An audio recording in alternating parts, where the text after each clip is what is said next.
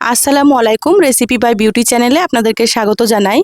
আজ আপনাদের সঙ্গে শেয়ার করব মসুর ডাল, ডিম, আলু, টমেটো দিয়ে একেবারে সহজ একটা রেসিপি। খেতে ভীষণ ভালো লাগে। এই রেসিপি কিন্তু একেবারে রান্নাটা খুব সহজ, কিন্তু অনেক বেশি মজা হয়।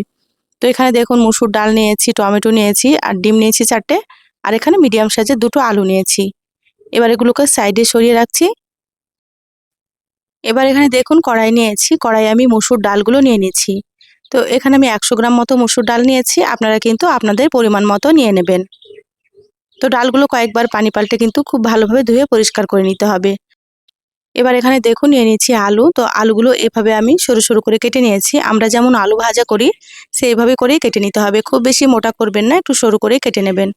আর এখানে বড় সাইজে দিয়ে দিচ্ছি 2টো পেঁয়াজ কুচি।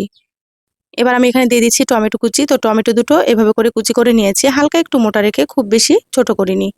আর দিয়ে দিচ্ছি এখানে 4-5টা মতো চেরা কাঁচামরিচ। তো যেমন ঝাল খাবেন আপনারা সেইভাবে করে কাঁচামরিচ দিয়ে দেবেন। এবার দিয়ে দিচ্ছি স্বাদ মতো লবণ। তো এখানে আমি 1 চা চামচের থেকে একটু কম লবণ দিয়েছি। সামান্য পরিমাণে একটু দিয়ে দিচ্ছি হলুদ গুঁড়ো। এবার এখানে দিয়ে দিচ্ছি 1/2 চা চামচ মতো ধনিয়া গুঁড়ো, আর 1/2 চা চামচ দিয়ে দিচ্ছি জিরা গুঁড়ো। আর এখানে সামান্য পরিমাণে একটু দিয়ে দিচ্ছি মরিচের গুঁড়ো, যেহেতু কাঁচামরিচ দিলাম সেজন্য মরিচের গুঁড়োটা অল্প করে দিয়ে দিচ্ছি। তো যেমন খেতে আপনারা পছন্দ করবেন সেইভাবেই দিয়ে দেবেন। এবার দিয়ে দিচ্ছি 1/2 চা চামচ আদা বাটা,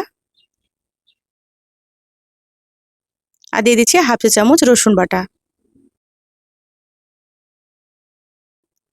যেহেতু অল্প ডাল নিয়েছি সেজন্য মশলার পরিমাণও কিন্তু অল্প অল্প দিতে হবে, আপনারা সেইভাবেই দিয়ে দেবেন। এবার এখানে দিয়ে দিলাম 3 টেবিল চামচ মতো সর্ষের তেল। এবার হাত দিয়ে খুব ভালোভাবে সমস্ত সুন্দর করে চটকে মেখে নেব। আপনারা অনেকেই সহজ রেসিপি দেখতে চান, অল্প সময়ের মধ্যে যাতে রান্না হয়ে যায়। তো এই রান্নাটা অল্প সময় লাগবে, কিন্তু খেতে অনেক বেশি মজা হবে। অবশ্যই আপনারা স্কিপ না করে পুরো রেসিপি দেখে নেবেন। আশা করছি আপনাদেরকে রেসিপিটা ভীষণ ভালো লাগবে।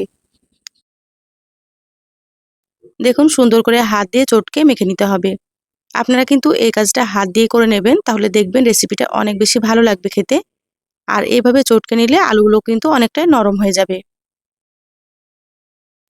দেখুন সুন্দর করে চটকে মেখে নিয়েছি, মাখা হয়ে গিয়েছে। এবার আমি এখানে দিয়ে দিচ্ছি পরিমাণ মতো পানি। এখানে আমি 3 কাপ পরিমাণে পানি দিয়ে দিলাম, ডাল আর আলু সেদ্ধ হবে সেজন্য। আর এই ডাল রান্নাটা কিন্তু একটু ঘন করে রান্না করতে হবে, খুব বেশি পাতলা করা যাবে না। তা আপনারাও কিন্তু সেইভাবেই পানি দিয়ে দেবেন। এবার আমি গ্যাসটা অন করে দিলাম।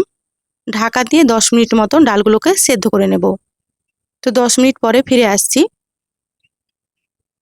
দেখুন 10 মিনিট হয়ে গিয়েছে, ঢাকা খুলে নিয়েছি।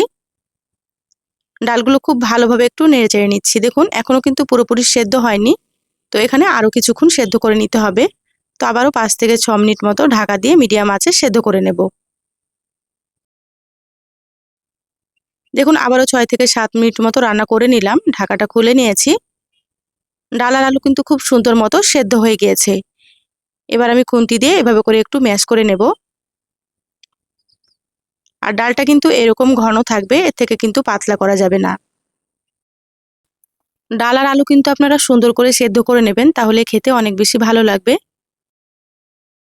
আমার চ্যানেলে আরও অনেক সহজ রেসিপি দেওয়া আছে, আপনারা চাইলে রেসিপিগুলো দেখে নিতে পারেন। আমি সবসময় ঘরে থাকা উপকরণ দিয়ে আপনাদেরকে রেসিপিগুলো দেখানোর চেষ্টা করি সহজভাবে। খেতে ভীষণ ভালো লাগে।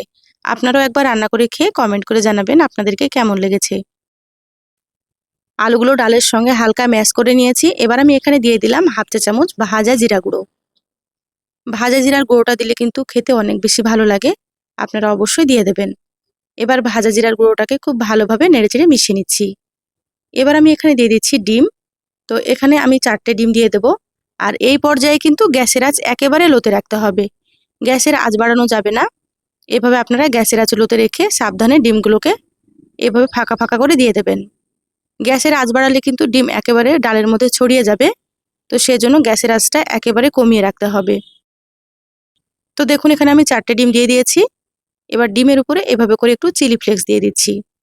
আপনারা চাইলে এটা দিয়ে দেবেন, যদি না চান এটা স্কিপ করতে পারেন।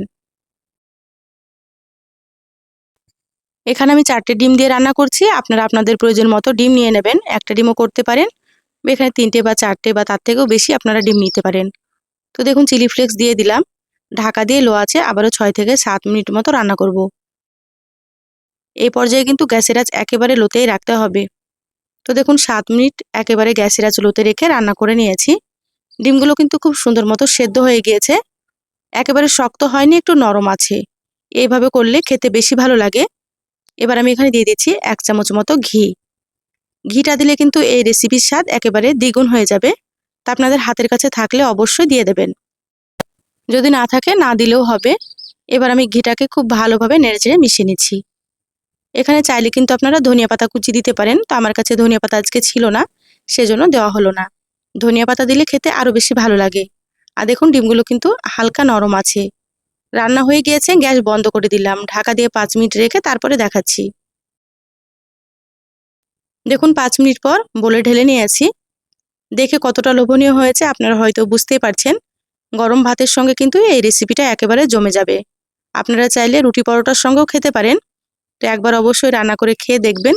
রেসিপি ভালো লাগলে লাইক দিয়ে ভিডিওটা অবশ্যই শেয়ার করে দিবেন। সবাই ভালো থাকবেন, সুস্থ থাকবেন। দেখা হবে আবারও কোনো নতুন রেসিপিতে। ধন্যবাদ সবাইকে। আল্লাহ হাফেজ।